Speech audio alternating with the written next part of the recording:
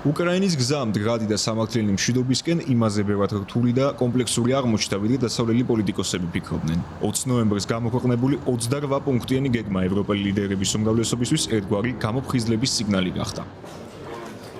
ყველა მათგანი თანხმდება, ნებისმიერი შეთანხმება არ უნდა ეწინააღმდეგებოდეს გაეროს ძირითად წესდებას, რომ სახელმწიფო საზღვრების შეცვლა ძალისმიერი გზით დაუშვებელია.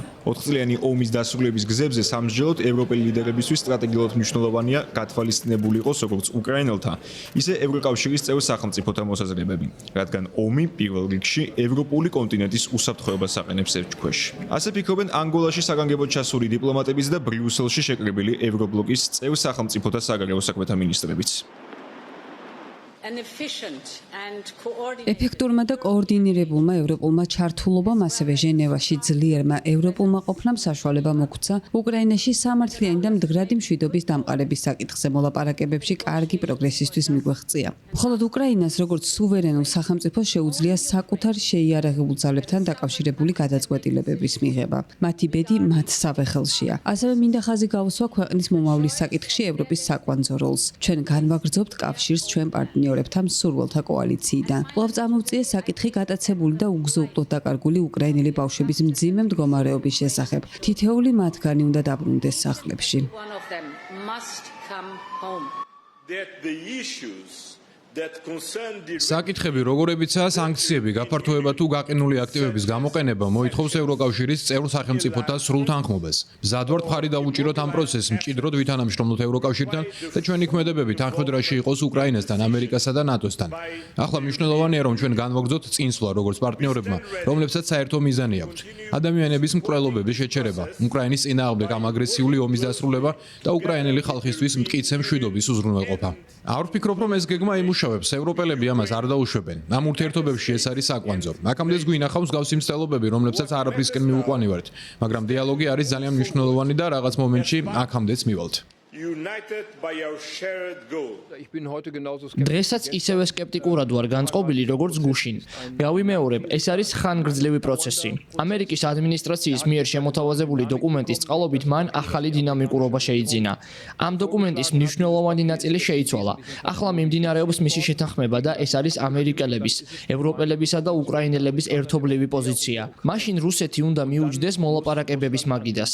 ახლა ხან სიტყვით გამოვედი ევროკავშირის წევრ სახელმწიფოთა მეთაურების საბჭოზე და მხარი დავუჭირე იმ გეგმას, რომ ჩვენ კვლავ განვახორციელოთ ზეწოლა რუსეთზე.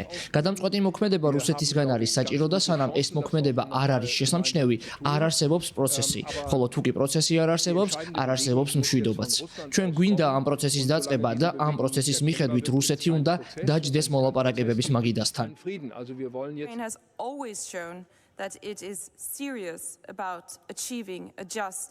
სამართლიანი და მდგრადი მშვიდობისადმი სერიოზულ დამოკიდებულებას უკრაინა ყოველთვის ავლენდა. რუსეთმა ეს არ გააკეთა. უკრაინა ცეცხლის სრული და უპირობო შეწყვეტის ინიციატივით გამოვიდა, რუსეთი არა. უკრაინა ყოველთვის იყო მზად მოლაპარაკებებისთვის, რუსეთი არა. რადგანაც რუსეთმა არ შეიცვალა პოზიცია, იგივე გააკეთეს შვედეთმა და ევროკავშირმა. ჩვენი პოზიცია უცვლელია, სამართლიანი და მდგრადი მშვიდობის მისაღწევად საზღვრები არ უნდა იყოს შეცვლილი ძალისმიერი გზით. არანაირი შეზღუდვა არ უნდა არსებობდეს უკრაინის შეიარაღებული ძალებისთვის, არანაირი შეზღუდვა არ უნდა არსებობდეს უკრაინელი ხალხის სრულიად სუვერენულ უფლებაზე აირჩიოს საკუთარი გზა, მათ შორის გზა ევროკავშირის წევრობისკენ. ვიდრე გრძელდება რუსული აგრესია, შვედეთს აქვს მკაფიო ორპუნქტიანი გეგმა, რომელიც მიმართულია უკრაინის გაძლიერებისა და რუსეთის დასუსტებისკენ. შეგიძლიათ ჩვენი მხარდაჭერის იმედი გქონდეთ.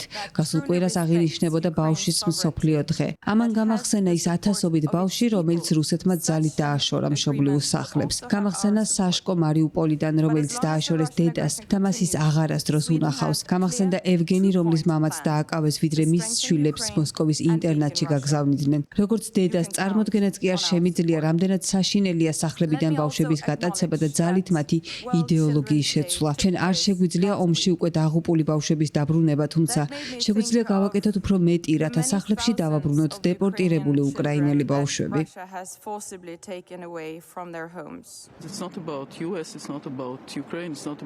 აქ არ არის საუბარი ამერიკის შეერთებულ შტატებზე, უკრაინასა თუ ევროკავშირზე. საქმე ისაა, რომ რუსეთი ჯერ კიდევ არ თანხმდება არანაირ პირობას.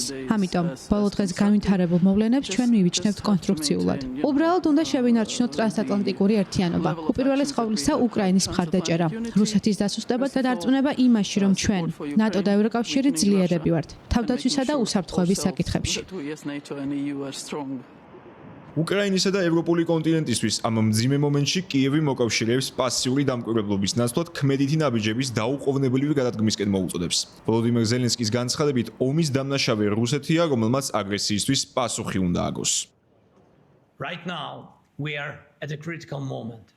ახლა ჩვენ ვართ კრიტიკულ მომენტში და მჭიდროდ თანამშრომლობთ ამერიკის შეერთებულ შტატებთან, ევროპელ პარტნიორებთან, რათა განსაზღვროთ ნაბიჯები, რომლებითაც შესაძლებელი იქნება ჩვენ წინააღმდეგ რუსეთის ომის დასრულება და ნამდვილი უსაფრთხოების უზრუნველყოფა.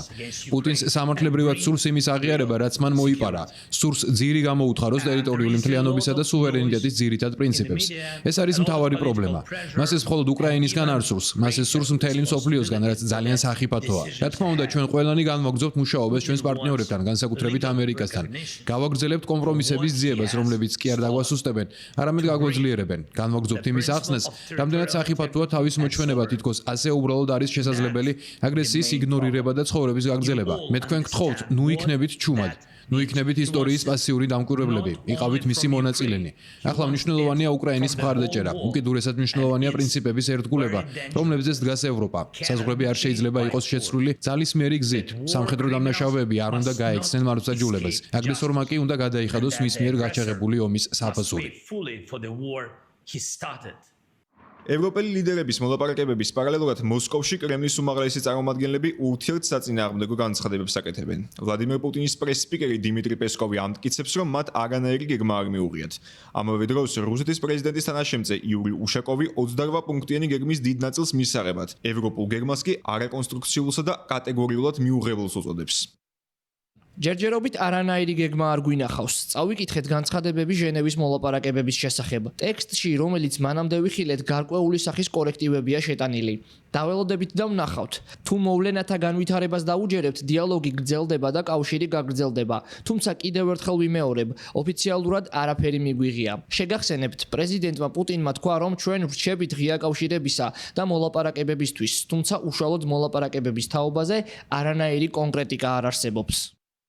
უკრაინის საკითხთან დაკავშირებით სატელეფონო საუბარი გამართეს თურქეთისა და რუსეთის პრეზიდენტებმა. როგორც მოსალოდნელი იყო ვლადიმერ პუტინი, კმაყოფილია გამოქვეყნებული 28 პუნქტიანი გვერდის ზოგიერთი ჩანაწერით. რუსული მედიის თანახმად ეს ჩანაწერები შეესაბამება რუსეთ-ამერიკის სამიტზე ალასკაში გამართულ დისკუსიებს. მიუხედავად ამისა, ცნობილია კრემლის ზოგადი პოზიცია.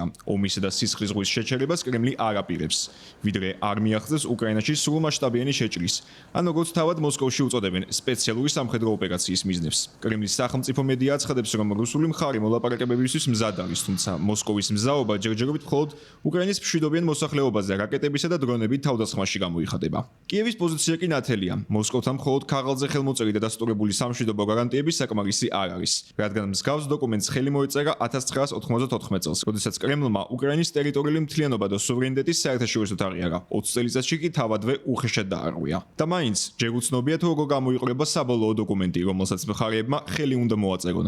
მათ კი ვინც ამ დოკუმენტების შინაარსებს აკრიტიკებს თუ აკებს, დონალდ ტრამპი, მშვიდობის მთავარი ინიციატორი, ასე პასუხობს: ვიდრე არ ნახავთ, ნუ დაიჯერებთ.